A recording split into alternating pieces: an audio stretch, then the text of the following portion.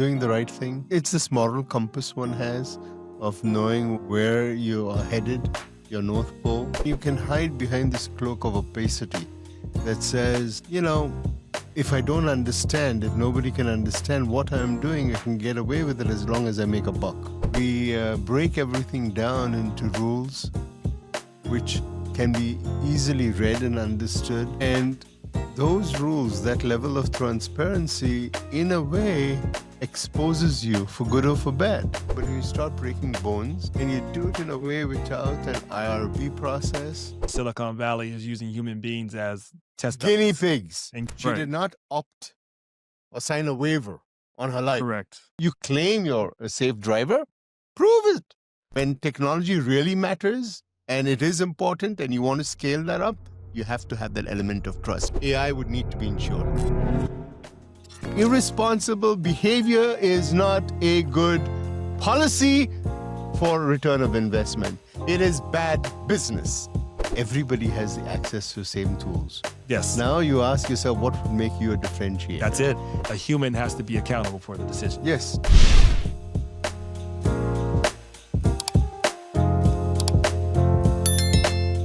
Welcome to Disruption Now. I'm your host and moderator, Rob Richardson. Disruptors always love to have you on.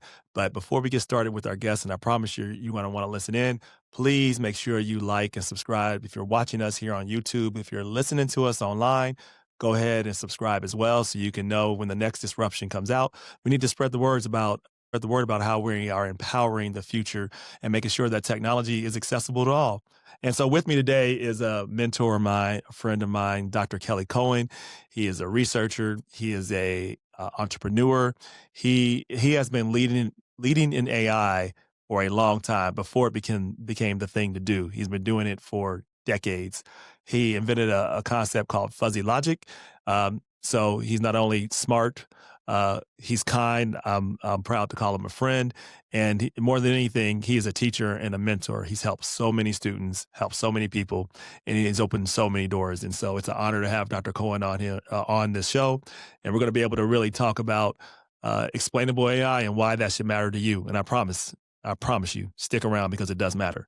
Dr. Cohen, welcome to the show, brother. Thank you, See you. Rob, and for hosting me and for having me here and for all the kind words. So fuzzy's been around since it was invented by Lotfizadeh in Berkeley in 1965. Before you get to fuzzy, we'll go going down that rabbit hole. Yes. But you have an ultimate, since I've known you, you've had a sense of responsibility and a sense of this is not just about me. Where did you get that? Like, who shaped your values the most, and how does that show up in your work? So my parents, my teachers, my background, I believe that has shaped. I grew up in an educational institution, and my aunt was principal. My father was vice principal. It was a family business in a way, the school, but it was one of the best schools in Mumbai, India. And I literally grew up on the premises of the school. For 17 years, I was there until I graduated from high school. And so I called my father sir most of the time because I saw him more in school than privately at home. And I got a lot from him. He died about, 4 years ago. You said you got a lot from him. What's one lesson you can remember from your father that sticks out? Doing the right thing. It's this moral compass one has of knowing where you are headed, your North Pole. And you've known me for a while. You've known that there is a direction in which I follow. I'm very consistent with that in looking at the impact.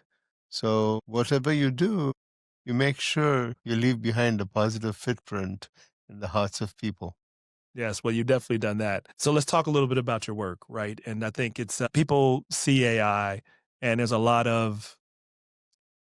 trepidation, there's some fear, and I think most of all, a lot of people don't know what they can trust with AI, what they see. And of course, we're going to talk more about this, but you talk a lot about explainable AI and why that's important, and behind your work with fuzzy logic, if you can, without getting too technical. What is explainability when it comes to AI, and why should that matter to any of us right now? Like when people say explainability and it's important, and some people say like, well, maybe it's not. Why do you say it's important, and what is explainability?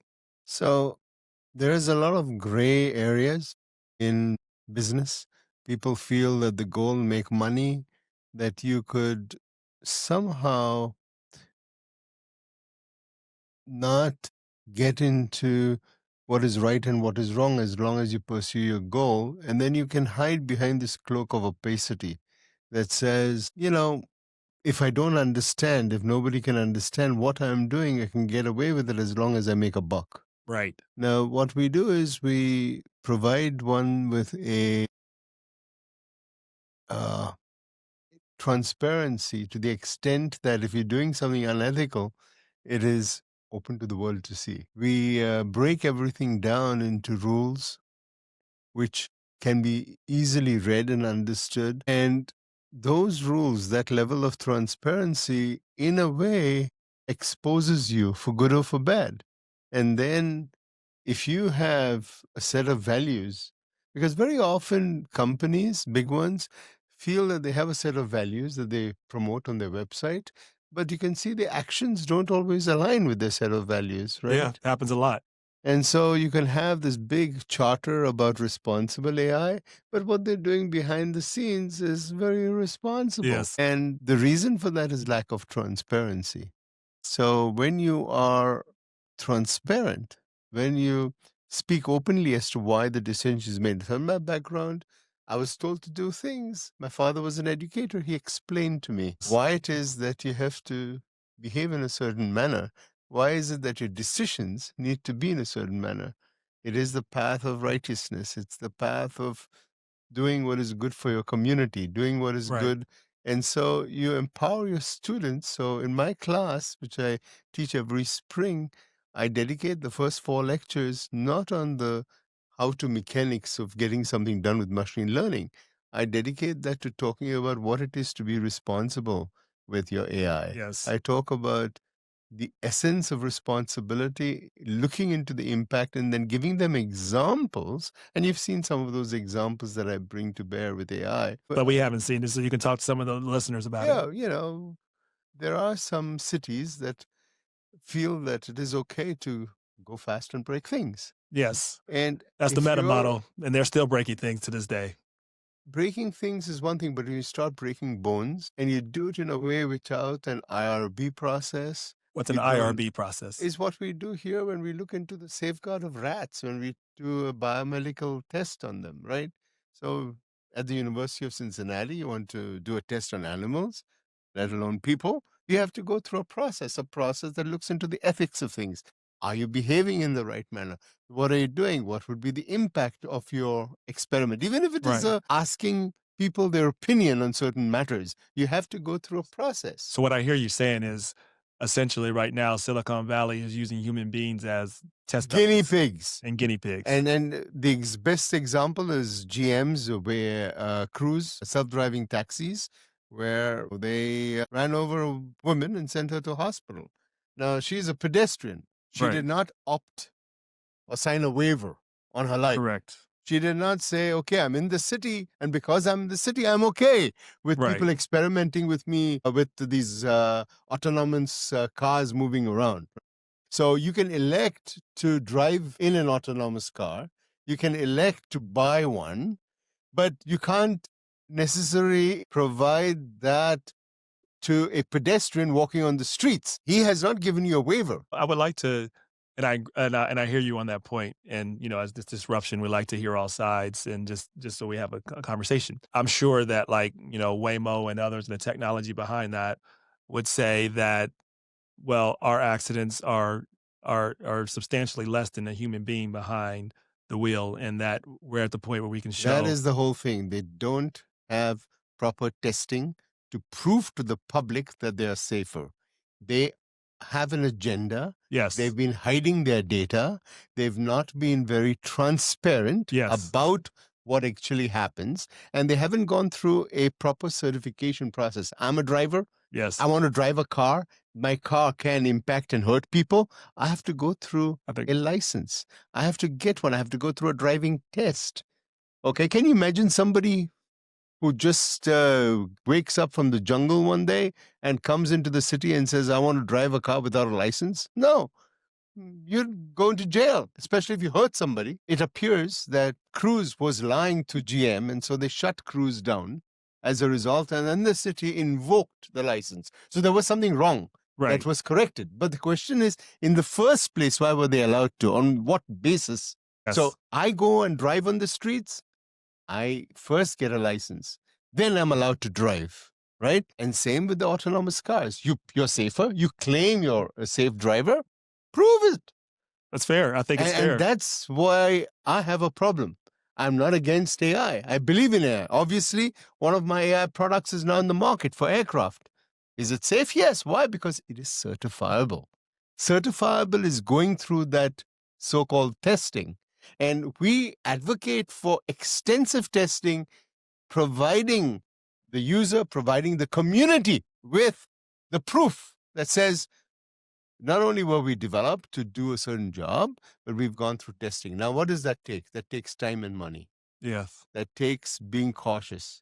But the outcome is not no progress. The outcome is progress in a responsible manner. And that's what we want to see, responsible progress. So Dr. Cohen is the leader of the, let's say you got a chance to set policy for, we'll take it in a micro example of autonomous vehicles, but it could apply to algorithms across the board. What would that look like as a high level basis? You have a certification process that they would go through and then be approved for using the actual algorithm. What would that look like practically? We demonstrate tests that prove that the risks are below certain thresholds. So every product has uncertainties in the way it operates, environment. So if it's a car, you have uncertainties in the weather, you have uncertainty in the quality of the roads, the ice on the roads, you got uncertainty with how the passengers are, an old woman with a stick. You can't always guarantee that each and every future scenario would be part of your learning data. So in reality, you need to adapt. And that's where a lot of the systems that are traditionally so-called AI fail. Right. And AI can do a few things, quite a few and quite well, Yes. but they can't do everything. And so we are rushing to take immature technology whose foundations have these flaws in it. And we try to extend that under the guise of, oh, we've got to work fast and break things, right? Right. Where do we draw a line? In our responsibility towards the human. How do we balance that out when we're in a global competition, say with China, that is also, as they have even less regard because they don't even have a democracy. They can move when they decide. And I'm sure you probably have some agreement in this, that there's a lot of power for those who are able to develop AI and essentially, reach AGI or something like that. So how do you balance that? Question. Let's take a look at my industry, which is the aerospace industry. It is highly regulated. Do you agree? Absolutely. Okay. Nobody would fly an aircraft which is not certified for airworthiness. How many Chinese aircraft are being sold around the world versus American aircraft? Who's regulated? We are regulated. America. Has that come in the way of us being world leader in aerospace? Definitely not. So it goes together. Why do airlines prefer us to China? Because they trust us. Yes. They trust our certification process, and they know that if they want their passengers to move from point A to point B safely, you buy an American product. And that's the way, or an Airbus, which is European, but we have the same safety standards. And so it is not the fact that when it matters, when technology really matters, and it is important, and you want to scale that up, you have to have that element of trust. If you don't have that element of trust, nobody's going to buy your stuff. And if we look at what's happening with the aerospace industry, with AI, it's going to come. Once you start getting products that are not tested, that are not safe, people will say, I'm not going to use this. Right. Now, the government can either wait for 20,000 people to die before they're regulated. How do you think it happened with the aerospace industry? 1903, Kitty Hawk, North Carolina, they took this bicycle shop from Dayton, Wright brothers, and they flew for the first time. It was 20 years. It was the Wild West. Everybody flew. But 20 years of flying and crashing created the need for regulations of aerospace. So it took time. But once we started the regulations, we didn't look back. And then the progress was coupled with regulations.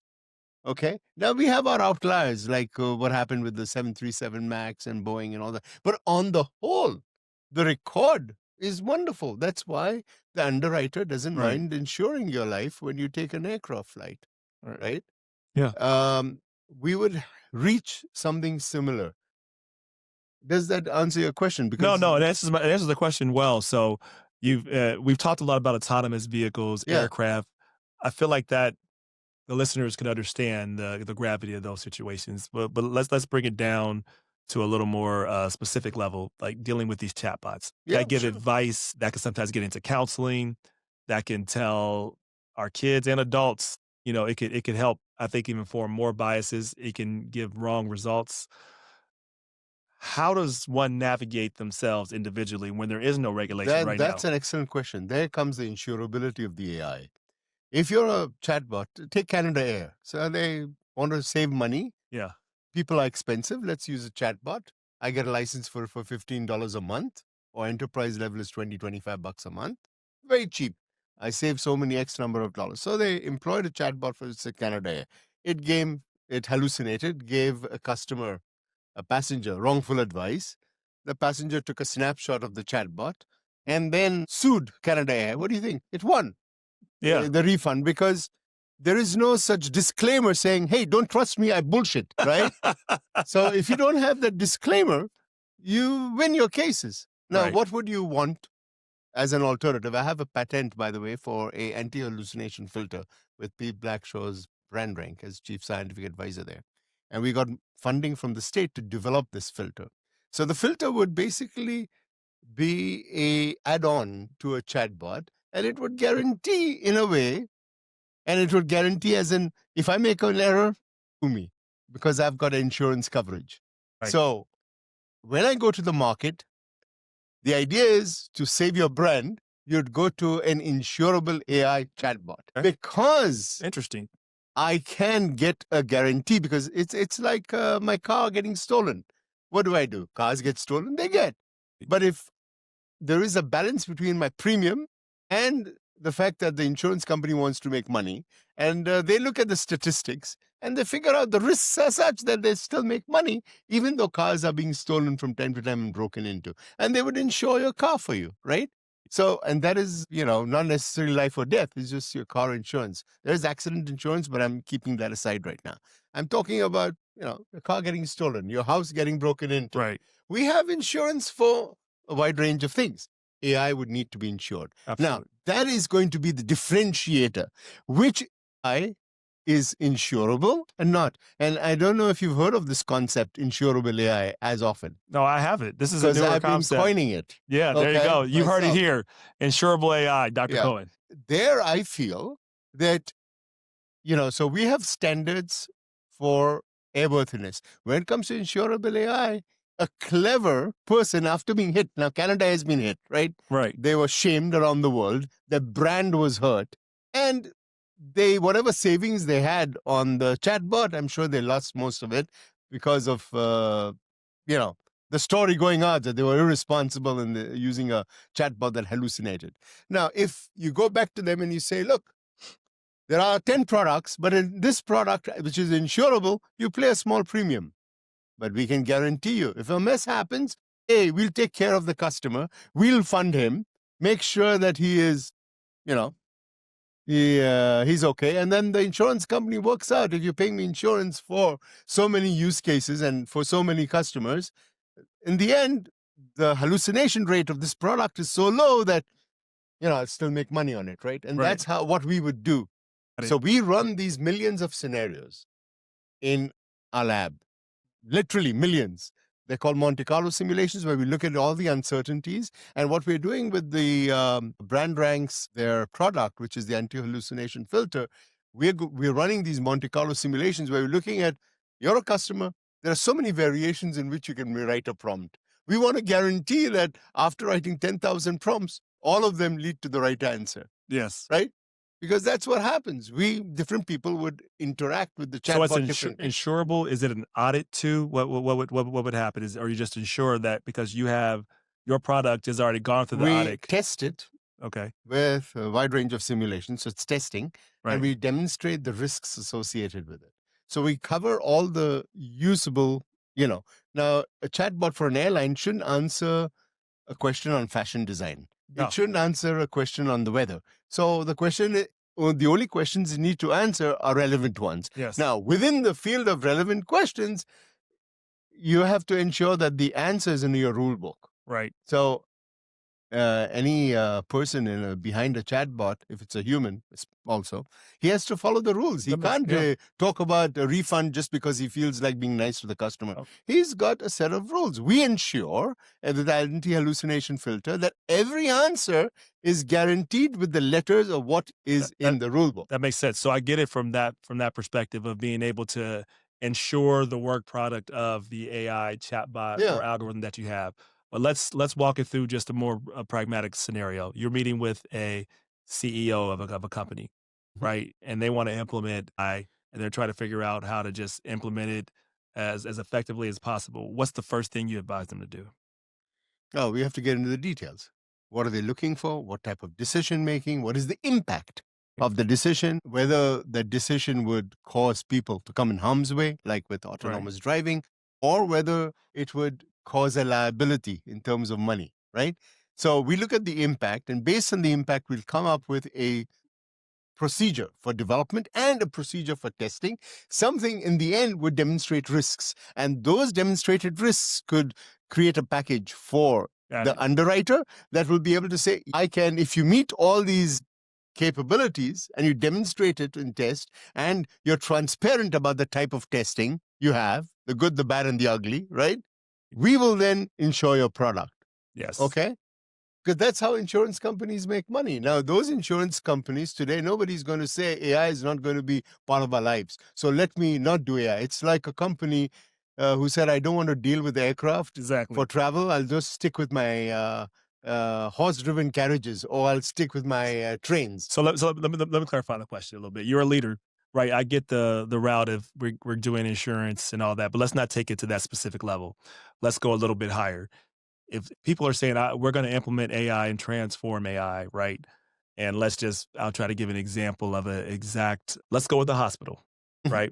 A hospital wants to figure out how they can use AI to do better billing and medical billing and be more efficient. I've seen that use case a lot. What are the 3 questions that the leaders must ask before they even think about implementing AI? What are the risks associated with a hallucination? How often do you hallucinate? And what is the potential impact? So what you do is you'd run 100,000 scenarios with the current system, and then you'd get a result saying, okay, there's a chance you'd lose X number of dollars and you'll be liability and you'll hurt your brand and so on. And so we would go ahead and say, what is the alternative? The alternative is to create an insurable AI. You pay a little extra, you develop it, you test it in a certain manner, and now you'll get a better return for your investment without having to be that liable in the future. We would translate that into a detailed program where somebody would be able to look at the facts and make data-driven decisions. Now, a CEO might say, you know what? As long as in the next 2 weeks there is no problem, I'm okay. But if you have like a Gemini style, and you've seen that happen. Yes. Where people rush to get a product which is not mature to the market, and then what do they say? Oh, I'm sorry, I should have tested it more often. Yeah. Now you ask yourself, why couldn't Google do enough testing? Well, they lacked money to test their own product? Yeah. Of course not. They make poor decisions about the maturity of the product and when to enter the market. Why? People are ding, ding, ding, ding, counting the money. Oh, we have that race with this organization or with this country. That's right. We need to go forward. But in the end, irresponsible behavior is not a good policy for return of investment. It is bad business. And we've seen that happen time and again. Yeah. I'm curious, do you feel like any of the large language models are getting it right, or are they all just on the race to who could innovate the most? If I want to create a little greeting card for Hanukkah and personalize it, I would use, a large language model. Is there anyone there are telltale signs, but I don't care. Is there anyone better than the other? Is Anthropic better in terms of ethics and responsibility, transparency? So I did a little test. Okay. I asked Anthropic, Claude, Perplexity, Copilot, and ChatGPT one question, and they got it all right. I said, of all the academic research groups in the world, which is the number one on fuzzy-based aerospace critical systems? What do you think they said? Kelly Cohen, And so I said, oh, they've come along a long way. And then I asked them for justification.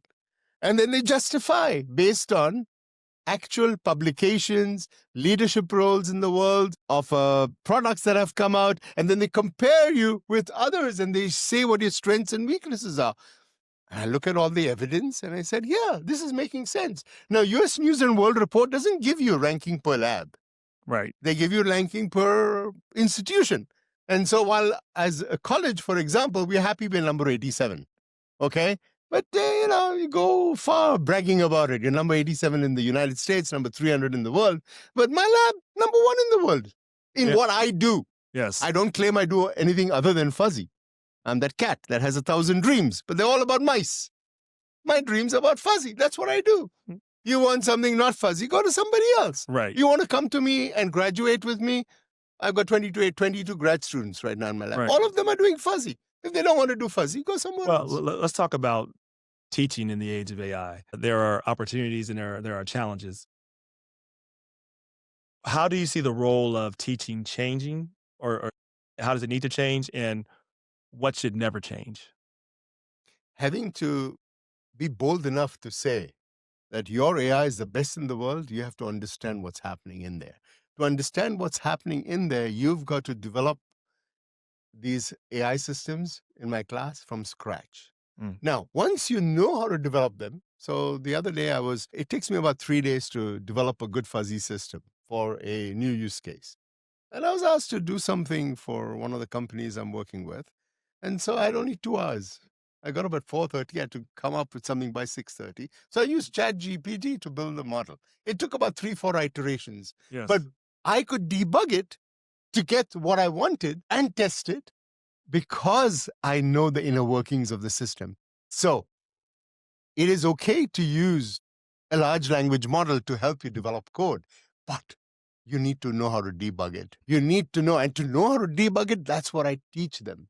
So I'm not against saving time or shortcuts, but you have to master the work in order to be able to develop on steroids good, outcomes. Yeah, it makes sense. I mean, it's like you can be great at basketball. It doesn't matter if you're able to shoot a three if you haven't mastered the mechanics of actually how to take the shot, because you might make a three every now and then, but you're going to miss more than you make, and you're going to miss it under extreme conditions. It's the same thing with AI, right? It could help you come up with the right answer, but how do you know it's the right answer? How do you evaluate it? How do you debug it? How do you come to the point of knowing when you need to iterate, when you need to add more? You need to know the principles. There's no getting around of. And you need to know where to get into the system and the tools you're using in order to make changes. So what's changed with teaching when it comes to AI now? The fundamentals haven't changed. Having to understand how it works, why it works, what it is good for, how do you scale that up? That, if I look at my curriculum, no. But I don't go against saying, hey, don't use ChatGPT for your final project. You've got to be careful and honest about how you've used it. You don't do it for writing papers because conferences have a policy against it. You shouldn't go against policy. You shouldn't lie. But if you're like, there are some, supposing I have a concept that I want to explain, and it helps me instead of working out all the details of the articulation and the graphics, I write a prompt to ChatGPT, help me create a slide for my class. And this is what I want the slide to look like. Now, I know I've been working in this area for 31 years, so I know more or less what I want to bring about. So I give that description, and then it helps me work out the details in the slide, and then in the bottom, I attribute credit. I said this slide was developed by ChatGPT, based on a prompt developed by Dr. Kelly Cohen.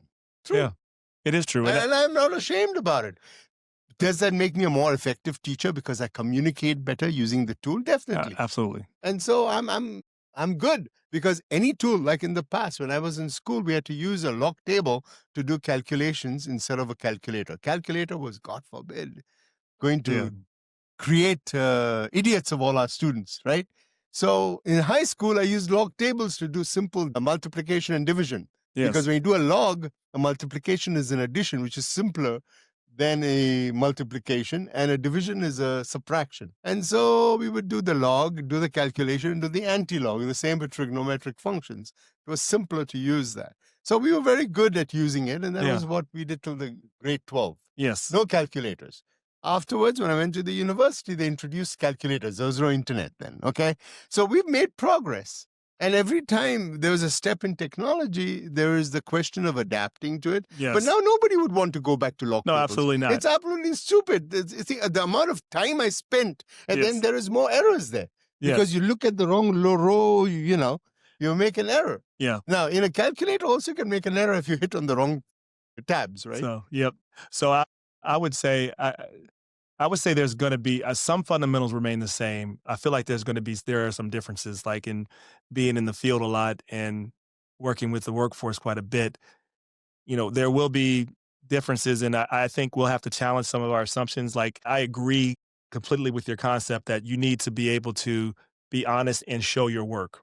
You need to be able to describe how you debugged working with AI, what alternative approaches you took, you should be able to show your trail of work, and you should be able to explain your thought process, your work to another human and an individual, because if you can't explain it, you didn't do it, AI did. That's how I feel. Number two, how we process information is going to change completely. Like, we have to kind of challenge the notion. Yeah, and the funny thing is I use LLM, which is non-transparent, to develop transparent AI fuzzy models. Because you can do that. Because you understand. And then once Yes. I see the transparency, it is easy for me to pick the errors.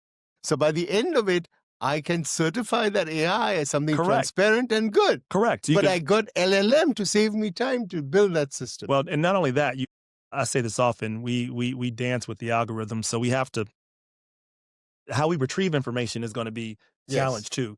Is it necessary for us to memorize the level of things we've had to? I would say no. That doesn't mean we stop using our brain. We use our brain differently. Like, human beings, sapiens, used to be able to go to an environment, a wild environment, and be able to smell a lot stronger and know predators coming from a distance. We would know how to memorize where the stars were and orient ourselves. Like, very few people have those skill sets now, right? So we'll have different types of knowledge, I think, in terms of we won't necessarily be holders of information, but we will have to know how to critically think and connect many points and actually think more.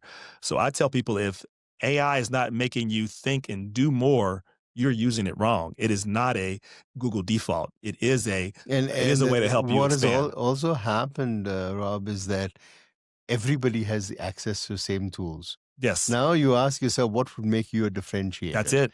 And that's where my team, my lab, has stood out. Yes. We develop these unique set of certifiable AI tools that today are being sold, and you can trace that directly back to my lab. Yes. And they're being sold around the world as certifiable AI. But go back to your students. I want to Right. hear that, like, a little bit. Sorry to interrupt you there, but I want to hear about your students. How do you talk to your students about how do you differentiate yourself in a world with AI? What does that look like when you are talking to a potential employer, founder, and investor? How do you differentiate yourselves in this new world of how information is processed and learnings are complicated and built upon? I do my best not only to teach them techniques, my students, but also to build their self-confidence. And that self-confidence, you build them gradually, and then you have them present their ideas to a top forum in the world and get feedback and then learn from that. And then create products that once we go through our initial testing, we know that there's nothing in the world that can compete with it.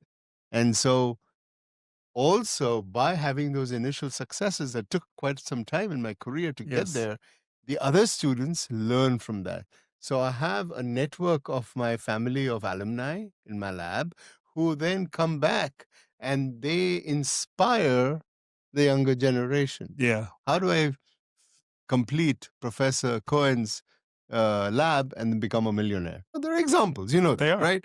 And then you can see that they want to come back. They want to hire more of my team. The entire Cincinnati team are my grad students. Yeah. And now they want to increase that times 3.5, right? And They want to resettle into the Cincinnati Innovation Yes. District. So this is the first time this large company has a footprint in Ohio. So we are creating jobs. We're Right. creating jobs not because of the low taxes here, but because of a very unique set of expertise. So they've been following what ChatGPT says about being the premier lab in the world. And so they want to recruit more of my students. So my students now come to me and say, hey, can I do an internship with Thales during the summer? Can I do an internship with your network so that I can grow more? So what I promise my students is techniques that are effective, marketable, and 2, connections and experiences with my network across the world. And you know, I've got collaborations in Japan, in Belgium, in France, in Italy, and it is those collaborations that further empower my students and the success of my students. What should change about education in universities in terms of how they approach learning? What should that look like? There is this level of rigor and honesty that one needs, which is the foundations itself. You need to ensure that you communicate, if it is at a conference level, if it is to a future employer, and if it is importantly to yourself, that what you're doing is making sense. So, how do you trust and verify what you're saying? So, there is something, how do you trust yourself? How do you know that you're not a bullshit artist yourself? And those are discussions that I have in my lab meetings and also when I take my team. So I took my team. When I say I took my team, I took about 15 of my students to Banff, Canada in August this year. We came back from the conference with the best paper award all around of the entire conference. And this is a conference that takes place in North America once every 6 years. Every 2 years, it's either in Europe or in Japan. We came across with the best student paper award, 3 outstanding paper awards, honorary mention, the best PhD thesis award, the early investigator award for one of my alumni who I nominated, and the technical achievement award across 6 continents, given to Nick, my student. And so if you look at the award ceremony, about 85-90% of the awards came to my team. And the judges were from Canada, Italy, Belgium, and Japan. Right. Not my people, in a way. Right. But they, did it because they felt that among those candidates and the finalists, they were the best. Well, Dr. Cohen, I think my question is less about what you teach, because I know you're an exceptional teacher and you are an innovator, and because I've worked with you. My question is more about the university model, really, to get to that. What do you think needs to change in the university as a whole model, right? That's really has been the same that for the last however many couple hundred years, that was really focused on the era of what I call intelligence scarcity, where we had to build complex organizations to keep information, and now information can be held by AI. There's no question about that. So how do we teach in this new paradigm where it's not about the old model of memorizing information, but actually learning how to apply that information even more with AI and other advanced technology? What needs to change in the model, and how do we get there? So before I got to UC 18 years ago, I interviewed and I was a finalist with Texas A&M and with Syracuse. I was first on the list of Florida Tech, but Texas A&M, which is highly ranked, they had an issue with me with fuzzy logic. They didn't believe in it. Whereas with UC, hey, why not? Go prove yourself. I was never restricted. I had this meeting of IFSA, which is the International Physicians Association. It is an international group. You know how many universities restrict their professors from teaching fuzzy? And I tell them, hey, 1 month before I teach my class, it is full. My fuzzy classes are full. I am an engineering professor, right? Not math, not computer science, but I'm not restricted in teaching what I'm good at. Because the university sees that by giving this academic freedom to the professors, you can now go and explore. Other universities restrict their professors because they have these biases on what to teach and what not to teach. So MIT or Stanford may not teach a class in fuzzy, but UC never was impacted by them. Kelly, you're good in this stuff? Go ahead, teach. We'll see your results. And the results are good. But these other universities a priori said, we don't want you and somebody else edged you out, even though you're a finalist, because we don't feel your technology is up to par. Well, I proved them all wrong. Yes. Right? But the reason I could prove them wrong was that I was given that opportunity by UC. So I want UC to continue allowing professors they hire. So once you get hired, do what you're good at. Yes. Let's give you freedom, as long as you don't break any rules, which I don't with my teaching, right? And then let's see the outcome. Okay. And let's see whether your class is marketable. Right. So if your class is full, we can get you a bigger class. But, that's it. Right. I can go as big as Nippert one. Should we shorten the education cycle times? No. No. No, you need to mature. You need this amount of time. I took 165 credits for my undergrad. Yeah. Now we've cut that down to 130. So there's already been shortened. To shorten it even further would be irresponsible. You need to have certain foundations in place in order to get a degree. And I feel that we're more or less at the bare minimum. Okay. You're right. We feel at the bare minimum. It's okay. That's interesting. Because there's been this tension back and forth. You probably hear it online. And I don't agree with it, but I think it's worth mentioning that people feel like education is not serving them as well as it used to, that simply getting an education used to be a guarantee for a job. And now that's no longer the case. Not in engineering. Yes. In aerospace engineering, if you want to get into it. Well, I agree. A company, we have a very good rate of our graduates. You don't feel like AI is going to replace that? Not non-aerospace, no. Yeah. Because of you hear go sign up for Dr. Cohen's classes. Because of the requirements for airworthiness and certifiability. As long as we're dealing with people, lives, safety critical systems, one has to get trained to be able to make sure that air travel is good. Are you going to fly on an aircraft which has not got airworthiness certification? Of course not. Dr. Cohen, you make such a great point that I want to emphasize and then get to a few rapid fire questions here as we wrap up. No matter who, and I want everybody to listen to me, right? If you're running an organization and you're using AI, and you should be, right? You have to do these things because you have no choice but to compete. But know that at the end of the day, a human has to be accountable for the decision. Yes, definitely. A human has to be accountable for the decisions. That doesn't mean you don't use AI. That means if you have a chatbot that gives bad medical advice, that doctor and that hospital are going to have to be liable and be accountable. If you are a airline and you rely on a system and it gives the customer wrong information, you have to be held accountable. So this is an opportunity just to be able to see that you can use AI, and I think you should use AI. I think for processing information, you don't need a lot of humans to do that. So there's a lot of people that used to hold information. I think that's going away. If you're a middle manager that just was a keeper of information but couldn't do anything else other than that, there's a lot of people that I'm describing right now. I think those jobs are at threat. But the next part, when you get into the critical decision making, right, you're going to still need people to make critical decisions on things that matter. Health decisions, whether a customer gets a refund or not. These things matter, and people should be able to make more decisions now. Maybe they can make X decisions because of AI. But humans are going to have to be involved with this critical integration of decisions. And then you can get to decision velocity and make more decisions and have that compound interest.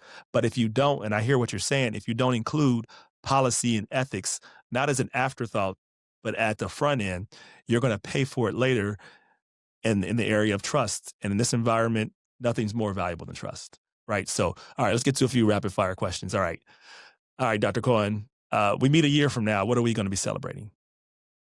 We're going to celebrate Thales officially being part of the Cincinnati Innovation District.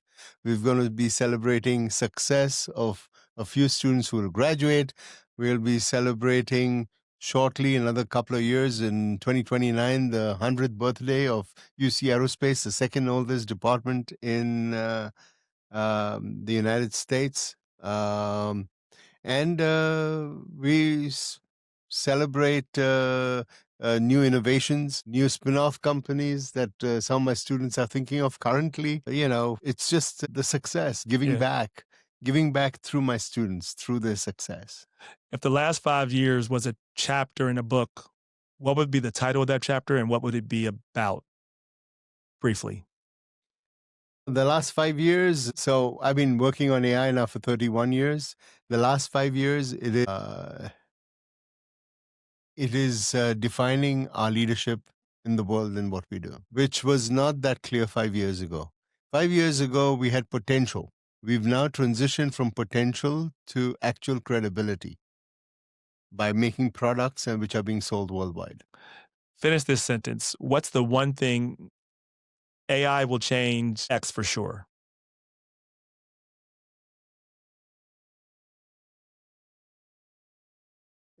It will make the world a smaller place. And also, there will be new developments in the area of medicine, medical, human health related. There will be new advances made. So I'm positive about all the good we can do with AI.